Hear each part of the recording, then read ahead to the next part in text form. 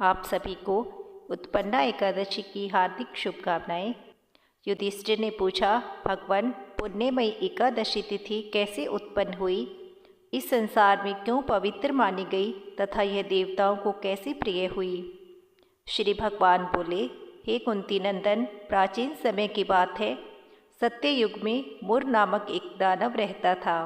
वह बड़ा ही अद्भुत, अत्यंत रौद्र और संपूर्ण देवताओं के लिए भयंकर था। उस काल रूपधारी दुरात्मा महासुर ने इंद्र को भी जीत लिया था। संपूर्ण देवता उससे परास्त होकर स्वर्ग से निकाले जा चुके थे और शंकित और भयभीत होकर पृथ्वी पर विचरण करते थे। एक दिन सब देवता महादेव जी के पास गए और वहां इंद्र ने भगवान शिव के आगे सारा हाल कह सुनाया। इंद्र बोले, महेश्वर, यह देवता स्वर्ग लोक से भ्रष्ट होकर पृथ्वी पर विचरण कर रहे हैं। मनुष्यों में रहकर इनकी शोभा नहीं होती। देव, कोई उपाय बतलाइए। महादेव जी ने कहा, देवराज, जहाँ सबको शरण देने वाले, सबकी रक्षा में तत्पर रहने वाले जगत के स्वामी भगवान गरुड़ ध्वज विराजमान है, वहाँ जाओ, वह तुम लोगों की रक्षा करेंगे। भगवान श्री कृष्ण कहते हैं, युधिष्ठिर, महादेव जी की बात सुनकर परम बुद्धिमान देवराज इंद्र संपूर्ण देवताओं के साथ वहां गए। भगवान गदाधर क्षीर सागर में सो रहे थे। उनका दर्शन करके इंद्र ने हाथ जोड़कर स्तुति आरंभ की। इंद्र बोले, देवेश्वर, आपको नमस्कार है। देवता और दानव दोनों ही आपकी वंदना करते हैं। पुंडरीकाक्ष, आप दैत्यों के शत्रु है। मधुसूदन, हम लोगों की रक्षा कीजिए। संपूर्ण देवता मुर नामक राक्षस से भयभीत होकर आपकी शरण में आए हैं। भक्त वत्सल, हमें बचाइए। देव देवेश्वर, हमें बचाइए और हमारी रक्षा कीजिए। दानवों का विनाश करने वाले कमल नयन, हमारी रक्षा कीजिए प्रभु। हम सब लोग आपके समीप आए हैं और आपकी शरण में आ पड़े हैं। भगवान, शरण में आई हुई देवताओं की सहायता कीजिए। आप ही पति और आप ही मति, आप ही कर्ता और आप ही कारण हैं। आप ही सब लोगों की माता और आप ही इस जगत के पिता हैं। भगवान, शरणागत वत्सल, देवता भयभीत होकर आपकी शरण में आए हैं। प्रभु, अत्यंत उग्र स्वभाव वाले, उसका रूप और बल कैसा है तथा उस दुष्ट के रहने का स्थान कहाँ है? इंद्र बोले, देवेश्वर, पूर्व काल में ब्रह्मा जी के वंश में तालजंग नामक महान असुर उत्पन्न हुआ था, जो अत्यंत ही भयंकर था। उसका पुत्र मुर दानव के नाम से विख्यात हुआ। वह अत्यंत उत्कट, पराक्रमी और देवताओं के लिए भयंकर है। चंद्रावती नाम से प्रसिद्ध एक नगरी है, उसी में वह स्थान बनाकर निवास करता है। उस दैत्य ने समस्त देवताओं को परास्त करके स्वर्ग लोक से बाहर कर दिया है। उसने एक दूसरे ही इंद्र को स्वर्ग के सिंहासन पर बैठाया है। अग्नि, चंद्रमा, सूर्य, वायु, वरुण भी उसने दूसरे ही बनाए हैं। जनार्दन, मैं सच्ची बात बता रहा हूँ, उसने सब कोई दूसरे ही कर लिए हैं। देवताओं को तो उसने प्रत्येक स्थान से वंचित कर दिया है। इंद्र का कथन सुनकर भगवान जनार्दन को बड़ा ही क्रोध आया और वे देवताओं को साथ लेकर चंद्रावतीपुरी में गए। देवताओं ने देखा, दैत्यराज बारंबार गर्जना कर रहा है।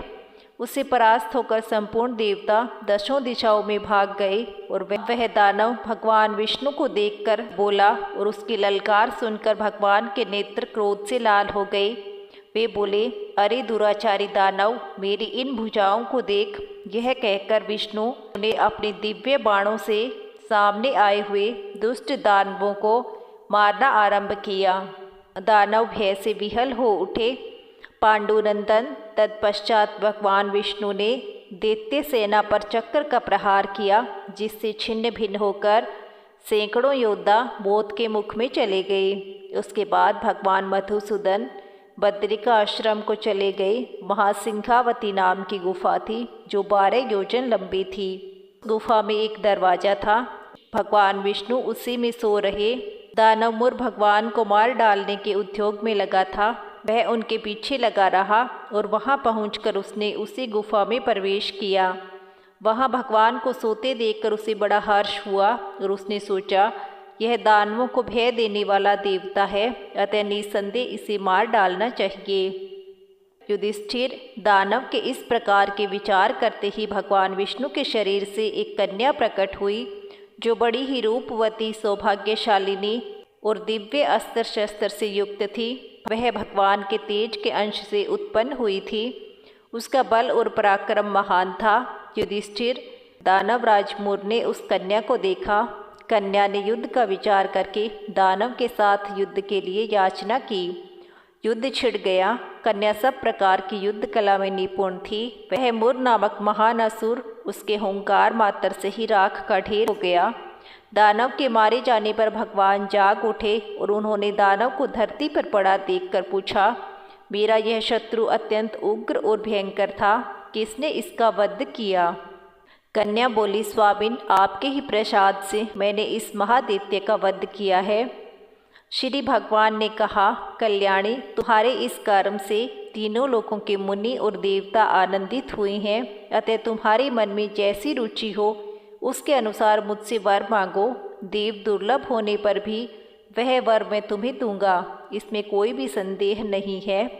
वह कन्या साक्षात एकादशी ही थी। उसने कहा, प्रभु, यदि आप मुझ पर प्रसन्न हैं तो आपकी कृपा से सब तीर्थों में प्रधान, सब विघ्नों का नाश करने वाली और सब प्रकार की सिद्धि देने वाली देवी बन जाऊं।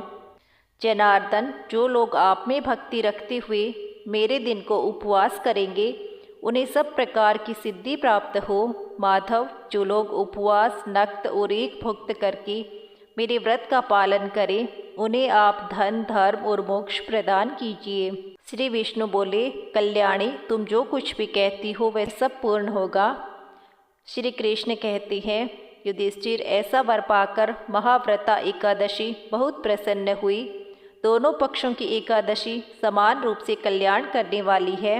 इसमें शुक्ल और कृष्ण पक्ष का भेद नहीं करना चाहिए।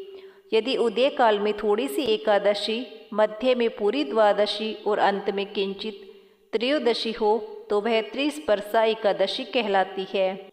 वह भगवान को बहुत ही प्रिय है।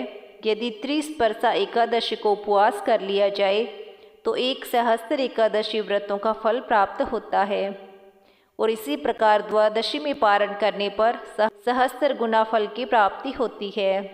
जो मनुष्य एकादशी को उपवास करता है वह वैकुंठ धाम में, जो साक्षात भगवान गरुड़ ध्वज विराजमान है, जाता है। जो मानव हर समय एकादशी के महात्म्य का पाठ करता है उसे सहस्त्र गोदानों के पुण्य का फल प्राप्त होता है। जो दिन में और रात में भक्ति पूर्वक महात्म्य का श्रवण करते हैं वे निसंदेह ब्रह्म हत्या आदि पापों से मुक्त हो जाते हैं। एकादशी के समान पापनाशक व्रत कोई दूसरा नहीं है।